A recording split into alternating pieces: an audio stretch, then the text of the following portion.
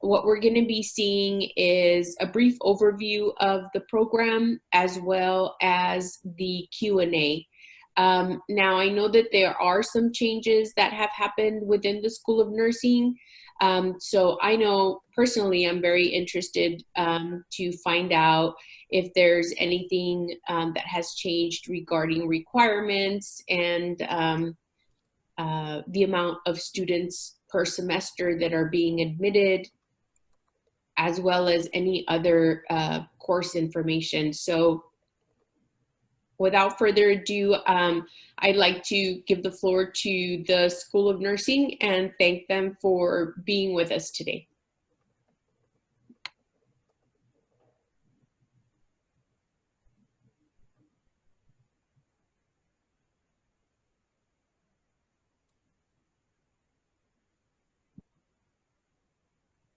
Is someone here from the School of Nursing? Yes, Dr. Bautista? Yeah. I'm here from the School of Nursing, but I'm waiting for the ones who are going to present. Oh, okay. Yes, there's Dr. Rodriguez. Dr. Bautista's on as well. Yes, this is Dr. Bautista. Hello, everybody. Hello. Are you going to be sharing your screen so that I can give you, okay. Do you have a presentation to share through your screen? No, I don't know. Dr. Rodriguez, did you have a presentation yourself? I don't. I was just going to talk No problem. And answer any questions that you guys might have in terms of what we do as No, ma'am, we didn't do a presentation. We did the video. Dr. Rojas and I sent a video to Dr. Lettingham. So yes, that's available for them. So you have the floor. Thank you for joining us. Hi, Eloisa. Dr. Tamez, excuse me, Dr. Tamez. I was going to talk to Dr. Alvarado. How are you, Elisa? I haven't seen you in forever. I'm doing good. How are you over there? Good. Nice to see you. Nice to see you as well. So Dr. Rodriguez, what can happen right now is that you and Dr. Bautista and anybody else from your team who's available, I know Dr. Tamez is on, but you're welcome to give an overview of the nursing program as a starting point, what you look for in a successful candidate, any kind of pearls of wisdom that you want to share with the advisors that are on board and who are also instructors and who have the daily dealings with the students. They're the ones that the kids come to when they have questions. And there have been several questions, just FYI, about dual enrollment courses and whatnot when it comes to nursing. I'm not sure if all of the people that are logged on, all of our instructor colleagues are have students that are part of the HEAL project with Dr. Alvarado's team. But if they're not, or even if they are, maybe some of your insights and Dr. Bautista's insight, maybe even Dr. Tamez's insights on dual enrollment classes. What are your suggestions on that? But first, let's start with an overview and an introduction of yourself so that we all know who we're talking to. Thank you. Thank you. Do you want us to start? Yes. Yes? Totally, yes, whoever wants to start. Well, first of all, I'm Dr. Melinda Rodriguez, and I am the undergraduate program director here at UTRGV School of Nursing. I've been in my role now not quite a year. I say maybe about 11 months. It'll be a year in August. I did work at Doctors Hospital at Renaissance, and that's where I met Dr. Alvarado. We had an opportunity to work together, and I did participate in some Pathfinders activities while I was there. I oversee all of the BSN programs here at UTRGV. We have the traditional BSN program. We have the RN to BSN track. And we also have now a new second degree accelerated BSN program for individuals that already have a bachelor's degree in another discipline, but are interested in obtaining a second baccalaureate degree in nursing. This just opened up and started this past summer. We're almost done with the first cohort. And so we're planning to move on with 10 more students in the fall. So with that said, that's a little brief introduction on my on the undergraduate program. Dr. Bautista is the FNP coordinator for the graduate program, and I don't know if Dr. B wants to give an overview of her role. Yes, that's fine. Basically, I've been teaching here in the university in the Family Nurse Practitioner program now for like 21 years. And so really it's from the inception of this program. It is a graduate program. So basically the students that we take are already nurses. They have a they're registered nurses. They have a Bachelor of Science in Nursing. And so they come back to do a little bit more in terms of their role. Basically, our program is a family nurse practitioner program, and so it is a primary care role. We do 85, 90% of what a family physician does.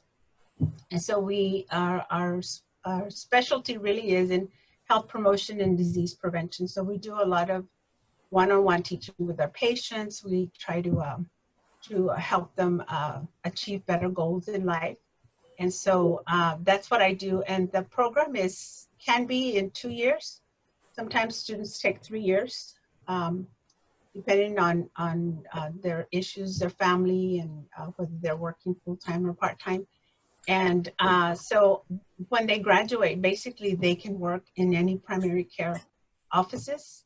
They can open their own clinics and be able to see their own patients. We assess, we diagnose, we treat, we order, we interpret, we prescribe everything. So it's a primary care role.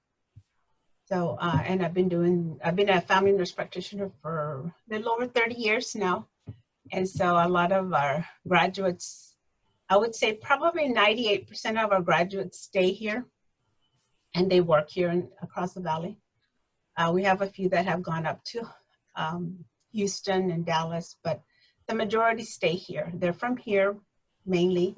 And so we do have a very successful program, and they become very good clinicians. So some of you might have already seen some of them out there in the offices. So I'm here. If you have any questions, we can talk a little bit more about the difference between an RN and a family nurse practitioner graduate. And I can say Dr. Bautista was my teacher, not to say that to denote age or anything like that, but she was my professor in the FNP program. I'm also a nurse practitioner and have been an MP now for about 16 years. So we have a program that puts out good clinicians. And just to add a little bit, since Dr. Bautista spoke a little bit about some of the role, the second degree folks, that is an accelerated track. As is our RN to BSN. And so the second degree will complete their bachelor's degree in 15 months. So it is accelerated, whereas our traditional takes 2 years or 4 semesters to complete. Okay, I'm going to join in now and talk about some other graduate programs that we have. We have a Bachelor of Science in Nursing in Education, and we also have a Master of Science in Nursing Administration. In addition to those two graduate programs, we have a Postmaster Certificate in Psych Mental Health Nurse Practitioner. And all of these courses, all of these programs, these 3 programs that I mentioned, are completely online. We have a very high enrollment in the Psych Mental Health Nurse Practitioner program. I am proud to tell you that even though it took me 10 years to get that program going, we finally got it going when UTRGV launched in 2015. And it took 5 grants to get it done. So it wasn't an easy thing, but we finally have it. We have initially started that program to try to get more psych mental health providers in the Rio Grande Valley, because not only did we have very few psychiatrists, maybe 2 at the time, we only had 1 nurse that was psych mental health credentialed. And so we've been able to increase that by at least 10 more in the Rio Grande Valley. Some of them are in our faculty. but most of the students that apply to the psych mental health program are throughout the country. We have students from 17 states, and the majority being from Texas, from all over Texas, but then there are 17 states that are represented in our online program. And so we're very proud of that, and hopefully as we grow, we will become as proficient as the FMP program, which they have 100% pass rate.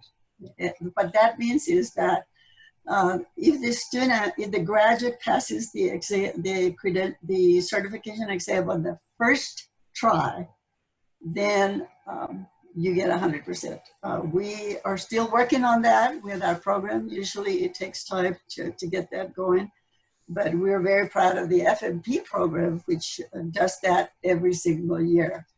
And so we're going to have to find out what Dr. Batista does so that we can do it also for the psych mental health program. But anyway, we have many of the graduates, many of the students who apply to the psych mental health program are already family nurse practitioners. Some of them have PhDs, some of them already have a DMP. They just need that specialty. Because what they tell me is that the majority of the patients that they are treating have psychiatric problems. So many of the boards of nursing are saying, if you're going to be treating psych mental health patients, then you need to have the specialty. So we're very happy that we got that program going. At the time that we did get it initiated, it was only the 5th program in the state of Texas. So we're happy with that, and we're continuing to build on it and make it better every year. Thank you. I know that there's some questions on the chat. I know that Ms. Alanis asked, so the nurse practitioners do not need to be under a medical doctor. That's a question for Dr. Bautista. Okay, so basically, because we are primary care providers, in the United States, we have 22 states that do not require an oversight from a family, an MD. Texas is not one of them. We have been working on this for a while, and basically what we need, as nurse practitioners, what we have to have is a collaboration agreement with a family doctor or any type of doctor. And so what that means is that they sign a form for giving us permission to diagnose and treat. And so that's the way it is here in Texas. But like I said, 22 states here in the United States don't have that. That doesn't mean that we can't have our own clinic. We can have our own clinic, but there has to always be that oversight of one of the doctors and local doctors. There is another question from Ms. Valdez. Since there are many more applicants than positions, can you re-emphasize the paths that can lead to BSN, MSN? Well, first of all, the students, I can speak to the point of the BSN. The students really have to have the passion to become a nurse. And the majority of our students that come into our program do. And the path they take is to take all of their undergraduate prerequisite courses. They take a Hesi entrance exam and a critical thinking exam. We actually accept students twice a year. And as we look at the students, we're also making sure that we can, how can I say, as we look at them, we rank them according to the science course GPA. They have to have 40% of the ranking comes from the sciences, which is anatomy and physiology 1 and 2. They have to take chemistry in a chemistry lab, and they take clinical micro. Then they take strategic courses that are another 20%, which is your introduction to sociology, your developmental lifespan, which is a psychology course. They have an introduction to psych, as well as having a statistics class. Then 20%, that's 20%. And then the other 20 comes from the Hesi scores. They have to score a 75 or higher, composite score, and cumulative score. The composite score on the components have to be 75 or greater on the 6 components. And then they have to take a critical thinking. So these students, once we get all of their grades in, they do get ranked from the highest GPA down until we collect all 60 to 62 students. We accept 60 students twice a year. So that is how they get into BSN. And then as they graduate, Dr. Bautista's team will go, and Betty, you can talk more on how you outreach these graduates that get their bachelor's. So basically what I do is locally, I go in and talk to the graduating Bachelor of Science of Nursing, or the graduating nurses that are going to be coming out that May. And basically we talk about the programs that we have here at UTRGV, the 3 programs that Dr. Tamez talked about, and then the Family Nurse Practitioner program also.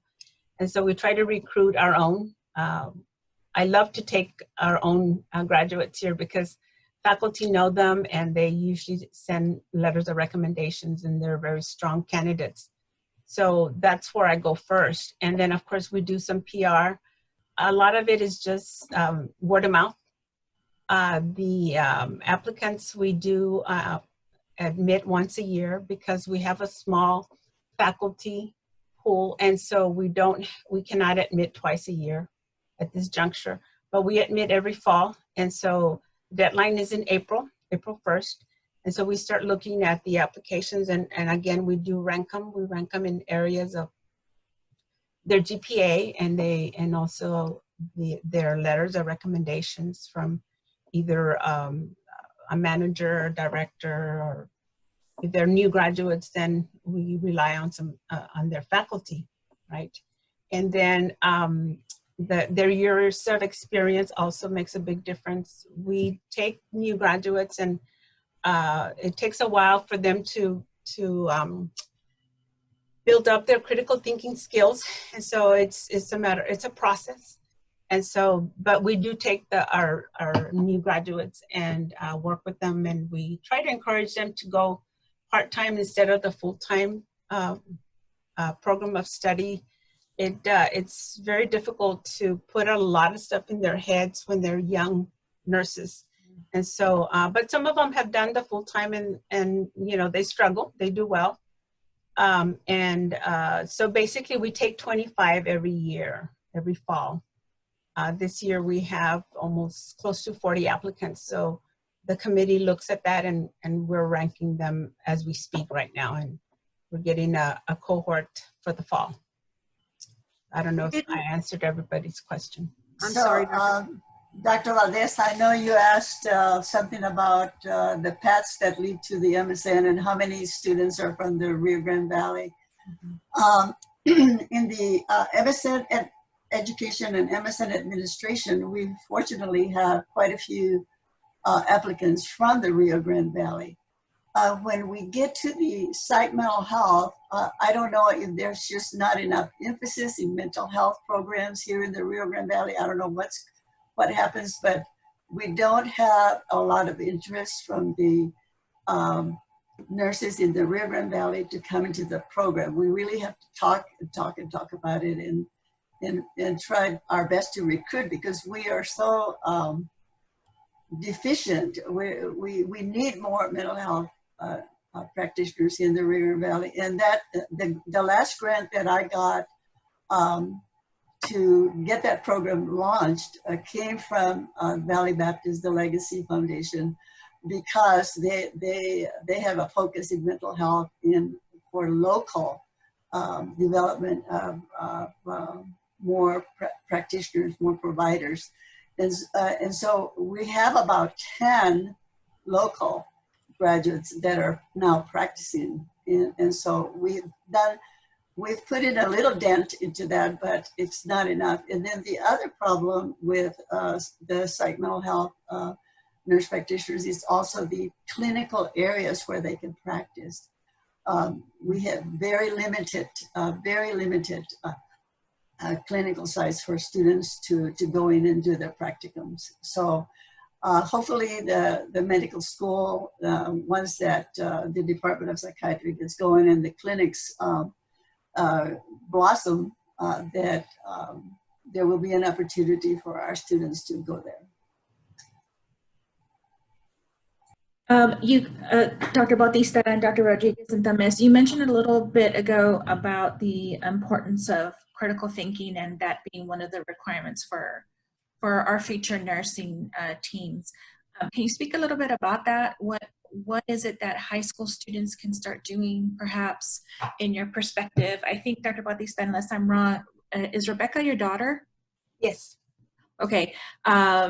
Everyone, before I started working with UTRGV, I used to work with the UT Health Science Center San Antonio with a program, a direct outreach program called MedEd. And Rebecca was one of our students.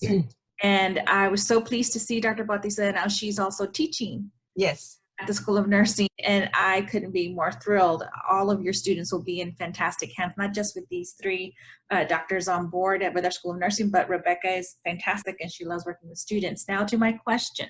One of the things that we used to promote a lot was critical thinking skills, and how can we get our students that were in our program to become aware is the first big step, you know, and the other things that they could do. We used to have summer camps with Dr. Pearson, who's with the philosophy program there. But when it comes to high school kids and our advisors that are on board who are also instructors, what are some of the things that they can pass on to their students, maybe some references that you may have for the students to help them with this idea of critical thinking?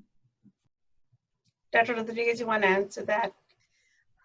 Critical thinking at the level of the undergraduate nurse is a little bit, I guess it could, I mean, it's still along the same line. It's a little bit different than with the advanced practice nurse role. What we try to do, of course, you were mentioning, Ms. Lozano, clinical pearls, and I mentioned this term because as faculty members, we've all been nurses pretty much for a good while. And as we have proceeded to work, we've gone under different, patient case scenarios that we've worked with and have really learned from those scenarios. What I would say is if the students, I don't know how many of the students are actually participating in groups like HOSA or any other type of program like that that can lead them into the healthcare field. Critical thinking is just basically looking at a case scenario regarding a patient situation and taking it apart and figuring out what would be the best steps to take in treating or managing that particular patient. Students that go into clinicals, for example, if we have a student that is doing fundamentals clinicals, and fundamentals is just what that is, fundamentals, where they learn vital signs, they learn how to, assess a patient, how to do oral care, how to take care of the patient, transfer patient, etc. It's just fundamental skills. But we teach the students the normal. In other words, we teach them what are the normal values for blood pressure, what are the normal values for pulses and how it varies across the lifespan. We teach across the lifespan, meaning that from the very birth of a baby to elderly, how do those vital signs vary? So the critical thinking piece here comes is if you have a student that goes in to take care of a patient and they already know what the normal values are for blood pressure and they take vital signs on their patient and the patient's blood pressure exceeds the normal value that they learn in class and in lab, then they're going to critically think and say, this is elevated. They may be having a hypertensive crisis, looking at the patient as a whole, and then actually reporting that value up the chain. In other words, they would report it if they were a private or a primary nurse, they'd report it to the physician, report it to their charge nurse. And so that's critically thinking, learning all the things that you learn in your classes and in your labs and applying it to the care of a patient. So we use a lot of case scenarios when we have our students in didactic. We try to give them simulation activities, which helps them you know, be able to practice a simulated skill. What went right? You know, we do some debriefing, some briefing before and then debriefing afterward to find out what went well, what didn't go well, what would we need to do the next time that would make it better. So critically think is really a practice. They have to practice this and to be thinking. It's an upper level kind of thinking. And I'll let Dr. Bautista, she'll talk about how critical thinking is very important in the advanced practice role. And so basically, you know, as a nurse, like Dr. Rodriguez said, you learn your normals. You learn to identify what is out of range. Going into and becoming a family nurse practitioner, it's more in depth in terms of what could it be. Let's talk about, you know, lungs right now. You know, if they learn how to assess the lungs. What's a normal sound? What's a wheezing sound? When they hear a wheezing sound, then they can start asking questions, right? Because when not everything that wheezes is asthma, right? In a pediatric patient, a wheezing can be an obstruction versus, you know, an older patient, right? That can have some pleurisy or some, an enlarged heart with fluid around there. And so basically, like Dr. Rodriguez said, we look at the lifespan in terms of what is wheezing in a child, what is wheezing in a pregnant lady, what is wheezing in an adult patient that's having an MI, what's wheezing in an older patient that has COPD or emphysema, right? And so that's the critical thinking part. And when we dissect a case study, we look at a case study and we talk about the normals and then the abnormals and try to apply that. And so it's a constant, it's a progression, and you can't just put everything in your head. You have to learn what is normal. You have to first take your 3 Ps, which are your pathophysiology, your pharmacology, and your advanced assessment. And so in pathophysiology, you learn what, you know, the normal lungs, what could be some abnormals. And from the very beginning in our program, and I think that makes a big difference in terms of how we have revamped our program throughout the years, is that we look at potential differentials, which means potential diagnoses that the patient can have in terms of systems. So we try to work out, you know, we start with derm, we continue with GI, respiratory, cardiac, muscles, and each system we incorporate some scenarios of most common findings, like the most common finding in the lung, the most common finding in skin, you know, what kind of rashes and allergies and all that stuff. And so going by systems, we learn what's normal. They already pretty much have a normal in their heads, right? But when they find the abnormals, then that's when I tell them, okay, ask yourself, what is it? What is it? Don't just take the diagnosis because that's what the book says, but ask yourself, how am I going to diagnose this? And so it's an ongoing process of critical thinking, and it doesn't come overnight. You're going to have a lot of aha moments in your life, and that's how you mature as a clinician. That's like in the medical school too. They learn, this is the same way that they learn in the medical school, through case studies, through dissecting what does this patient have and what could this patient have. And then later on, of course, we also learn the treatments and the pharmacology and trying to choose the best treatment option for patients depending on their risk factors, that they are not going to get sicker because of the medicine I'm going to prescribe, right? And so there's a lot of dynamics that we have to take into consideration, and it is a process. And everybody learns differently. So you have to, you know, now that our learners are more IT savvy than we are. And so we have to, we work with some of the avatars and some of the programs that have to do with case study scenarios. And so there are some programs out there like iHuman and Shadow Health that have avatars. And so the student asks the questions to these avatars and the avatars answers. And so in terms of, you know, whether they're asking the right questions, we get a printout of whether this student was actually focused or whether this student was all over the place, right? And so that's how we kind of try to help them focus in terms of where their weaknesses or maybe how they learn better. And so it's a process. It's a process. I think it's a process that can begin with high school students in reading. I know that we can all tell them until we're blue in the face, reading is important. It's a free exercise. You can go, well, you could go to your library when they were open, but you know, there's so much that they can start doing when it just comes to reading, on top of helping their critical thinking skills, their communication skills, writing, their vocabulary just expands. But I think you also you wanna encourage their minds to be inquisitive. Ask them why, everything why. And I think that once they start asking themselves, you know, the why of this is they start that process of critical thinking very early. Yeah, and on a basic level, why do you want to be a nurse? Aside from helping people, that's a given. Why? What else? We have a question from the chat from Dr. Adela Valdez. Can you expand on LVN programs at high school and its impact on entering the BSN program?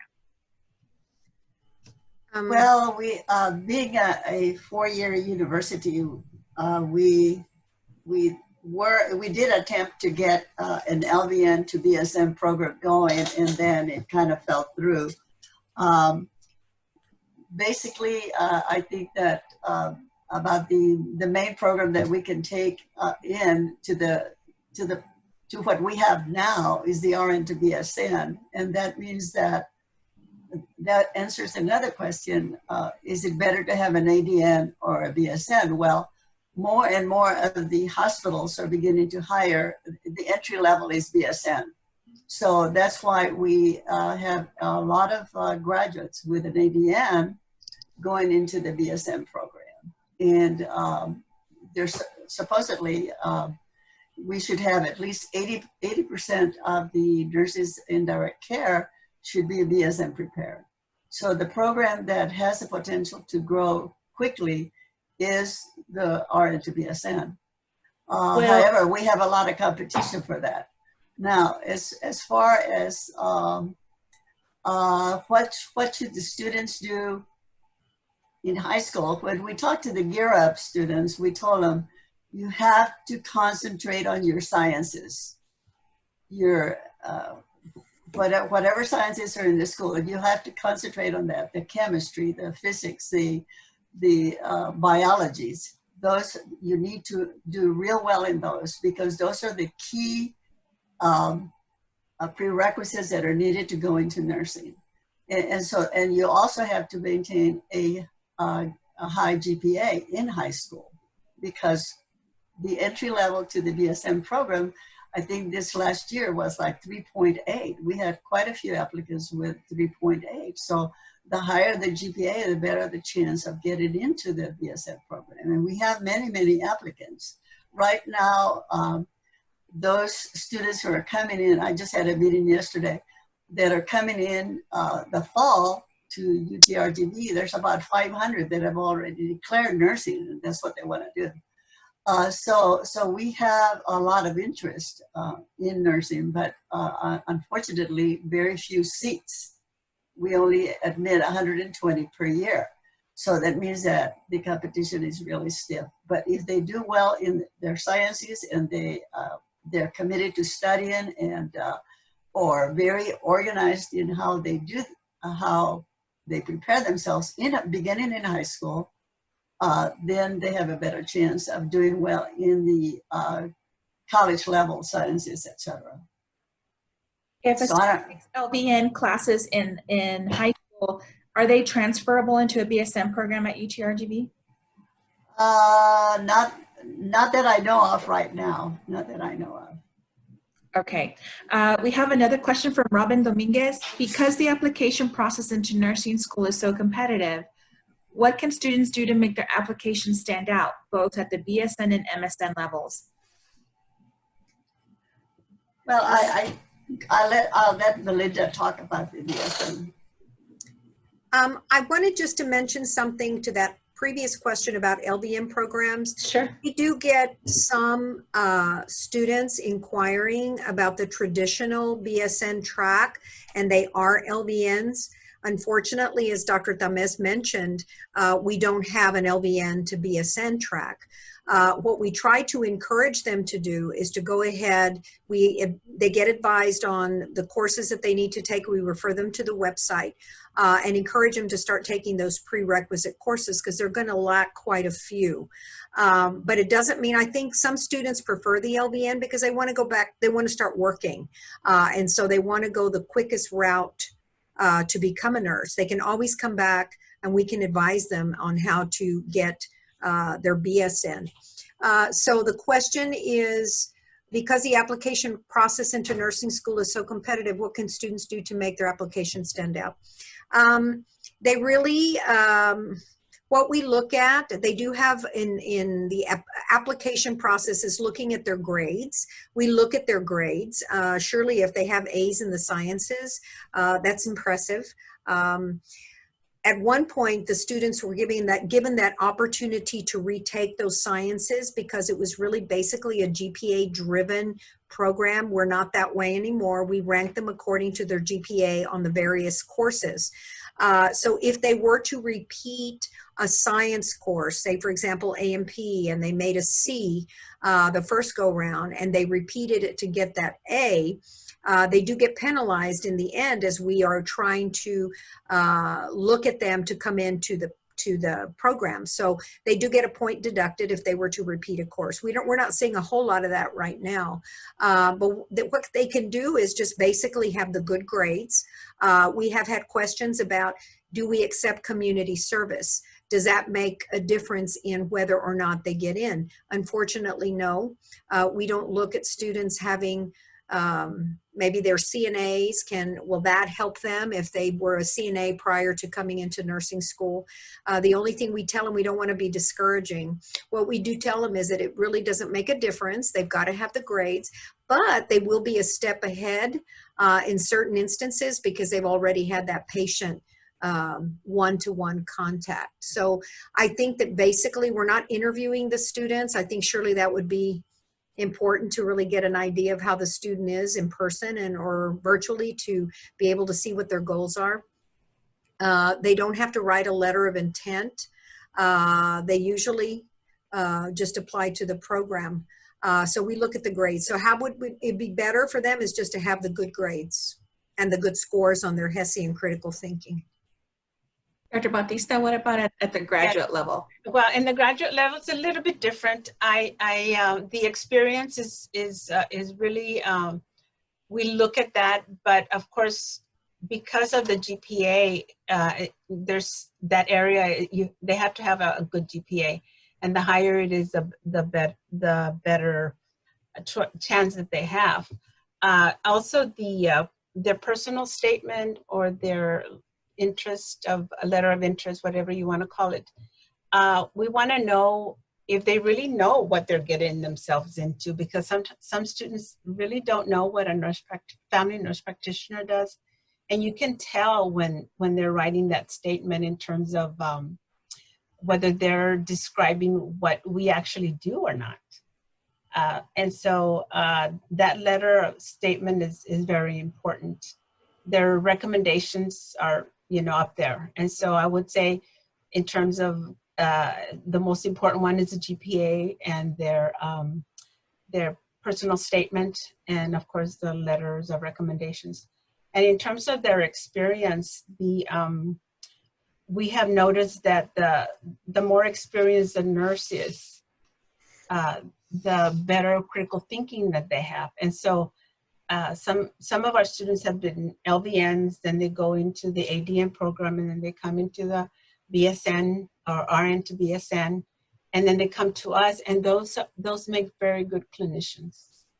And so that's where I come from in terms of that question about the LVN, that patient care, the touching of the patient, the rapport that they have with their patient is very important in terms of when you're a clinician, you're going to be going into a room and talking to a patient right away. You have to kind of engage with that patient. And so it is a little bit different than your undergraduate application. And when it comes to letters of recommendation, one of the things that I would like to share, and Dr. Rodriguez, Dr. Tames, Dr. Bautista, please feel free to correct me if you know different. But for my understanding is that the recommendation letters of the past that basically just reiterated what an admissions committee could find for themselves on a transcript that was submitted with the application package, or an essay that was submitted, or anything else that was in the application package, is no longer sufficient. The letters of recommendation have to speak to the student's character, their potential. Maybe they've seen the student, grow their resiliency skills. Maybe they got a bad grade, or maybe they failed a class because something was going on and they retook it, but you saw them muster through it. That type of real picture of the whole student is now important. Can you speak to the type of letter of recommendations that the kids need, especially at the BSN level? I agree with you, Ms. Lozano, as far as the letters of recommendation. Surely if they, talk about the character of the student, what the student's goals are, letters of intent from students, I think, are even better sometimes, because this way you get to know the student through their letter of intent. But surely speaking to the character of the student's character, talking about what their goals are, why would they make a good nurse? Because not everybody that wants to be a nurse, as Dr. Bautista had mentioned, there are certain characteristics in an individual that would make them an excellent nurse. They have to have a passion for patient care. They have to have a passion to help people. And so I think all of the students that come and have applied to our BSN program, and I taught 11 years before leaving to go to the hospital and coming back. I taught here at UTPA before it became UTRGV, and our students just, they were sponges. Most of them just really wanted to be a nurse and were really very, very passionate about that. But I think that those letters coming from any references should speak to the person's personality, their qualities, and above all, why would they be a good nurse? What are the characteristics that make them a good nurse, would make them a good nurse? Awesome. We have another question from Dr. Alvarado. As high school advisors, how can we make our students competitive candidates into your program? Is there any Hesi prep materials that you might recommend? There are Hesi prep materials. Elsevier is the company that owns Hesi. And so they can explore the Elsevier webpage or website. There is a link to Hesi prep. There are books that they can purchase through Elsevier for Hesi prep. And I believe the last time I spoke to the Elsevier rep, they do have programs that they can tap into. I think they have to pay for them, but they can tap into so they can do prep questions. But there are some resources through Elsevier for Hesi prep. I have posted the link on the chat. Excellent. Yes, ma'am. And we have, she had another question that was really awesome. That are there articulation agreements currently in place between STC and UTRGV for nursing? Maybe Dr. Tames can answer that. There is. Can you talk to that? Like, what does that mean? How would this be important for the advisors to know when they're advising their high school kids? What I believe it means, and I may be incorrect, but there are some courses that are taken at SCC that will transfer over, say for so many credits, etc. And this really has more meaning in the RN to BSN program, but there'll be so many hours that they can transfer over. They may still have some prerequisites that they have to take because in the ADN program, there's fewer credits that they have to have before they start into their nursing courses. Whereas in the BSN, there's additional courses that they have to take, like nutrition perhaps, or statistics for one, etc. So there's a set number of hours that transfer over. Yes. That's awesome response, Dr. Tames. And for everyone, I know a little bit about articulation agreements. In my past life, I was an admissions advisor. And articulation agreements are basically an agreement between two institutions that say if a student of yours at this school takes these classes specifically, they'll transfer directly into these classes in this degree plan over here. Now that said, something that you need to be aware of is that all classes are transferable. Let me just put it that way. If I go to STC, all of my classes will transfer to UTRGV. The question comes in, where are they gonna fall in my chosen degree plan? So I could literally take, this is just an example, I can take 12 credit hours this semester at STC in nursing, let's just say, or I don't know, political science or physician assistant studies or something. They may transfer in as electives and not as direct correlation to another major core requirement. So that's something that you need to be aware of. While all classes transfer, they may not specifically transfer in to a degree specific class. They will transfer in as electives, or they can transfer in as electives. So they'll have all these hours, but they would still have to take the class in biology 1 or what have you, like Dr. Gomez was indicating earlier. Dr. Alvarado has another question. And a statement. She said, FYI, the resources for the Hesi can be purchased through the PATHS grant. Yay, that's a good thing. Where can we get that info on transfer credits from STC? It would be probably with their advising center. I know that STC has a specific advising center for students wanting to transfer over to UTRGV. It's off the Pecan campus, across from the main building, if you will. And your students are welcome to go there, and there's a UTRGV advisor there who can talk to them about that. We also have, Ms. Lozano, a course equivalency site on our UTRGV .edu website.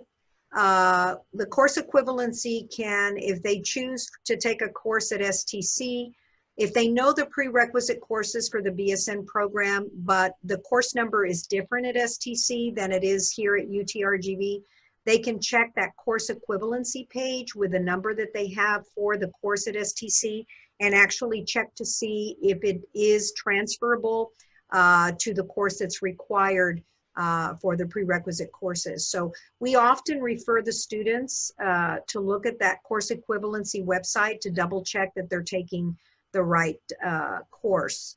Surely they can report to look at the website and just make sure that they're taking the right prerequisites.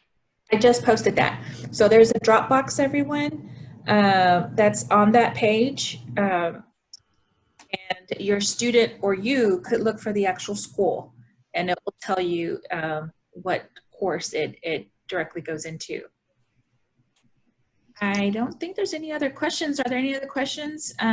If any of you want to... May I add something, Ms. Lozano? Oh, yes, of course, of course. Courses that these students take for dual enrollment, if they take a medical terminology class, let's say, during their dual enrollment courses that they take, most of the time they're 2-hour courses. I know STC has 2-hour medical terminology course. It is a prerequisite for BSN. And we require a 3-hour medical terminology. So a lot of times as you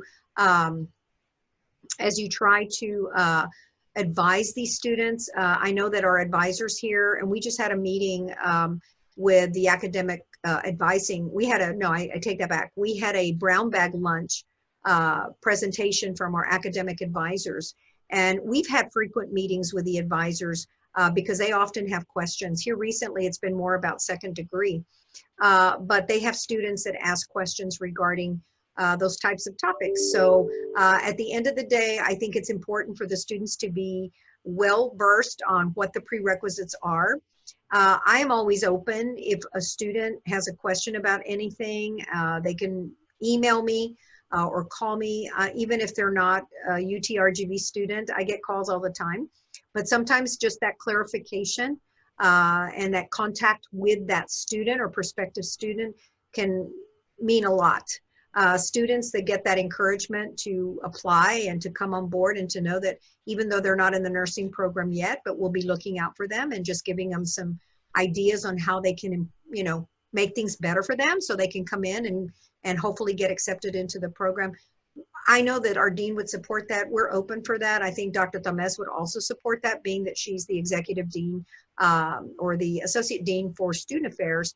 I have that open door policy that if they want to call me or email me, they're more than welcome to do so. If I can't find the answer to something, I'll definitely reach out to the person that might be able to help me with that. Dr. Rodriguez, you just said something really important. For a lot of you that are on this chat and who have been at the Zoom meeting since yesterday, it might be a little frustrating. One, the method that we're doing this in. I know it's not person to person. We're missing some of that contact. All of us are. I'm a very touch experience type of person. I like to look at someone. I like to say yes. I like to nod my head and all of that. But one of the things that we need to emphasize that you are already doing is believing in your students. And I know that might sound, I don't know how that might sound to you, but I hope it's coming across as very real, as critical, especially during these times with COVID and us having to do this online. The kids are missing that touch experience with you. So having that contact with you continue to be as strong as it has been, your belief in them and in their dreams, having us as your resources, having Google as a resource can help them continue on their path. Okay, you're doing everything you can and know that it's important. Everything that you're doing is important and it matters. It matters to us, it matters to your students, and we want you to know that we know that and that we recognize that. And we appreciate you for that, because just like you have to have a passion to go into nursing, you have to have the same passion in what you do every day to carry that forward to your students and to their families. So thank you so much for that. Are there any other questions that you guys may have? I did post, I don't know if I said this, the course equivalency page, website link is on there. I don't know if I can share it, but I'll show you what it looks like, everybody, because I was rather impressed. I didn't realize that this was a thing. Can y'all see this? I'm sharing it. Can everybody see? Yes, good. Yes. Okay, so this is the page up here that I copied onto the chat, and check this out. Bam. A million different kinds of schools I was unaware of. And thankfully it's alphabetized. Yay, that always helps. But this is really cool. I didn't know this, guys. I think everybody should have this. This would be so amazing. Look at this. Let's see if there's any universities with Z's. Well, close, Yuba College. No idea where that's at, but that sounds really cool. So anyway, I just wanted to show you guys that, just to have a little bit of a difference. One of the things that my boss, who's our Associate Dean for Diversity and Inclusion and Health Equity with our School of Medicine, and is a big believer in interdisciplinary work like this, interprofessional, I should say, interprofessional collaborations, is that we are here for you and to help your students on their path. Dr. Valdez, you're on. Yes, again, I want to emphasize again, how and every day and how passionate you are and how you really help our students. Having grown up here all my adult life and growing up here, except for my educational years, I can say that I've seen a tremendous amount of growth in the last 5 years, and the opportunities are tremendous. what you do on a day-to-day basis with their students can impact not only their lives, but their whole families, just like it did in myself. It requires great mentors and great individuals who really care about them. And you're in that very enviable position to make a huge difference in their lives. I'd also want for you to know that we also appreciate every discipline that's here. We are a team, a healthcare team. We cannot function on our own. We need nurses, we need PAs, we need every kind of OT, PT. It's all a team effort, and we're here to serve. One way I think that well, at least one takeaway I think that you can take with you is the fact that we're here for you. This is not the end. If you have any other further questions, please contact us. You have some of the emails here. You can contact Dr. Alvarado in case you need something much more specific from her end, but from our end as well. Just feel free to really seek out all of the experts that we have here and how best we can help and assist you. So with that, thank you very much, Esmeralda. Thank you, everybody, for the panel. Can I just add one thing? Thank you, Dr. Valdez. I think your words are very inspiring. We would be open to doing, now with this COVID, we don't know how long COVID is going to be around. It seems like it's going to be around longer than we want it to be. But I'm thinking if you have open forums for students that would like to schedule a time when they have questions. Nothing is worse than not knowing the answer to a question. And it's really, sometimes for students, it's very detrimental that they know the answer, because it's going to give them a guidance as to whether or not they want to pursue nursing. Is it worth me pursuing nursing?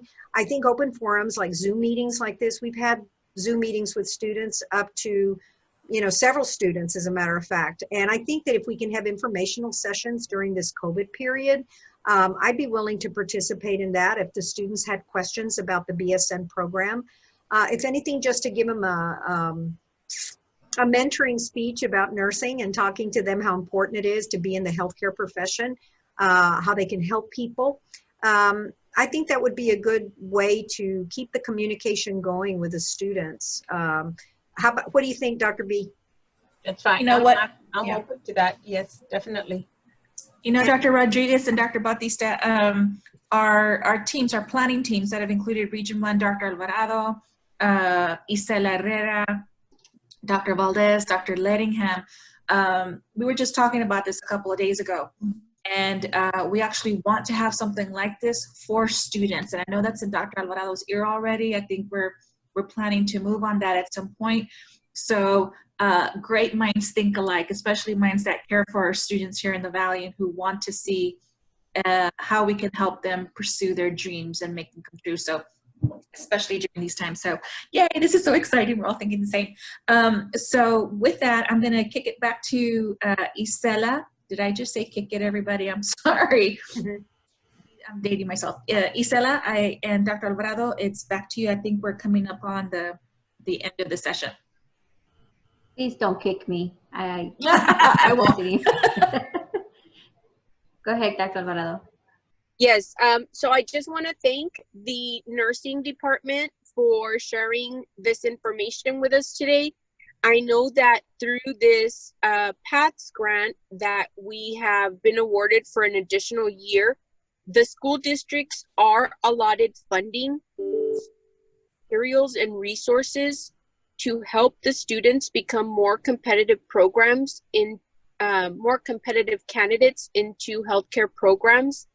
And we really will take your guidance as far as anything that can be used or purchased for them in high school that will help them become a better candidate into your program. I know that several of the schools are already getting the students prepared for the Hesi exam. Within the first to second year of us doing Hesi exam preparations, the pass rate increased by over 250%. Certainly. So we have a lot of students that can be and will be competitive candidates, but they do need the guidance at the high school level. And in order for us to provide that guidance at the high school level, we really want to take your advice on what else we can do to help them through their last year of high school, so they're able to apply into your program. Again, I want to thank everyone from UTRGV for the morning sessions, and I know we have a break before we come back for the afternoon sessions. So everyone, please enjoy your lunch, and thank you again to UTRGV for being an excellent host this morning and sharing some great information on your programs. Dr. Alvarado, let me say one thing before you get off the line. I think what's real important for BSN is that these students get materials to help them with math calculations. Math calculations has always been a very weak area for some students. And so I think the earlier they get exposed to calculating math, this type of calculation for dosage and solution and knowing the different calculations, they will be a stronger candidate when they come in to the nursing program. So math is something that I think. You guys have samples like workbooks of these types of math calculations? Because we would be happy to assemble you know, some of these books for the students and the high schools. I know that we did have a prep book that we've used in the past, but if you have any new material, that would really be helpful for us, because we can use the funds that we have to get these books ready for the students that are interested in going into nursing. That'd be great, because they do have to take a math quiz when they get accepted to the program. So yeah. I've got some books here, Dr. Alvarado. I'll share the books with you. I'll email you. And it's, okay. It's not just math. Of course, that's basic, but it's drugs, it's dosages and solutions. It's very specific.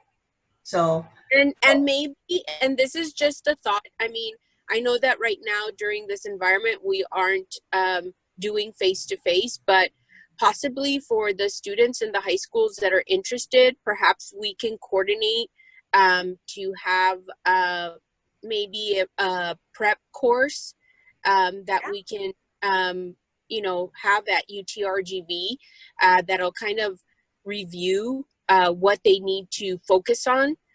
So we would be happy again to facilitate that and really to put in what it takes as far as costs to ensure that students get this opportunity. So anything like that that you think would be helpful, we really are looking to do that. I think we have students that have passed the Hesi at the 90th percentile on all areas. So we have competitive candidates that are looking into out-of-state nursing programs, and we want to keep them here. So anything that we can do in conjunction with your program, we would be happy to do that. I will research the books, Dr. Alvarado, for the math and the calculations, and I'll send you a list. I just got some books from Lippincott, and so maybe I can just share the ISBN numbers with you, and you all can venture to explore. Yes, that would be great. Thank you. Okay, you're welcome. Okay, I think we're at our lunch break again. Everyone have a great lunch, and we'll see you back at 1 o'clock. We do have 2 more sessions before the end of this day is over. So have a great lunch, and we'll see you back at 1. Thank you, everybody. Y'all have a great day. Bye, everybody. God bless everybody. Bye-bye. Same here.